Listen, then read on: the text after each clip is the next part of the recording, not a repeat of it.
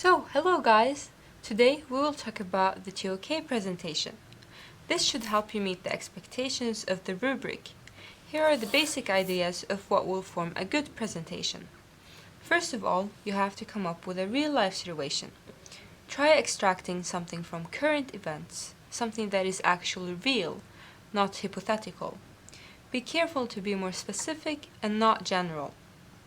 Once you have a real-life situation, the next step is the extraction of the knowledge question. Previously, it was thought that the faster you moved from the real world to the 2K world, the better. As you can see, we have the real world up here, and then the 2K world down here. However, with the new rubric, the process of extraction is one of the most critical parts of your presentation. You need to show that there is a relation between your real-life situation and your knowledge question. How do you show that? Well, you take your time, take some steps, raise the questions, talk specifically about your situation. What's happened? Then raise the question and what it made you think about. Did you think about ethics? Perhaps reliability? Clearly show the idea of pulling this into your 2K world. By the time you're down here, you should have shown a correlation between the two. If you don't do that, then you will be missing out on some significant points. So make sure to give this process some real consideration. So once you're done with your knowledge question, you want to move on to your developments. It is suggested that you do 2 developments. Don't do more if you're presenting alone, as you will only have 10 minutes. And if you choose more than 2, you won't be able to go in depth about each one. And depth is something that's really favored by IB, so take that into consideration. The developments maintain this format. First, you make a claim related to your knowledge question, then you explain that claim, then, if necessarily, you give an example or support your claim.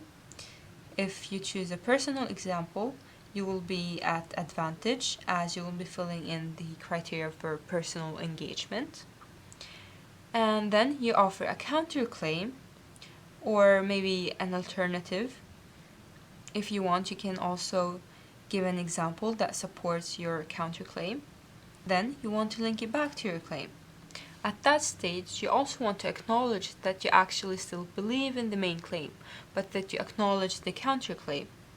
It is important to show the ability to grasp the different views and the alternatives in TOK.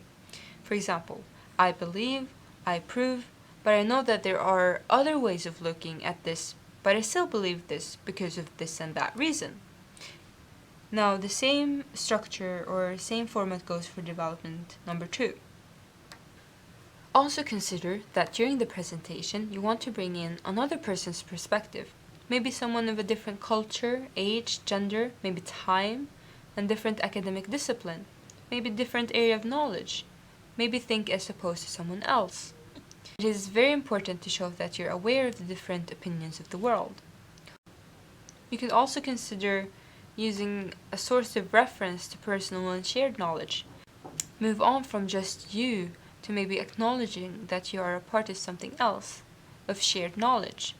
Moving on to the conclusion, the most significant part is that you must show significant awareness of the outcome of this analysis and link it back to the real-life situation. Maybe even another real-life situation, as long as it's relatable. So, it is not enough to say, when I am in this situation, I need to be smart and know that there are limitations. You want to go deeper and maybe make a new statement. For example, that because of this, something I did not see before is very evident in approaching the real-life situation. But remember, after your conclusion, you want to link it back to your real-life situation. But remember that you can do that even before reaching your conclusion. If you choose to do that, it can be more advantageous as you will connect it directly to your real-life situation, making your point perhaps even stronger as your audience will have an easier time understanding what it is that you're trying to say. But remember, whether you choose to link it back to your real-life situation after your developments or at your conclusion is completely up to you. Just remember that it's very important not to forget this step. So following this structure and following these advices is most likely to help you receive a fairly good mark on your TOK presentation. I hope you found this video useful. Don't hesitate to comment below, as we would love to hear any suggestions or opinions from you guys. And good luck on your TOK presentation!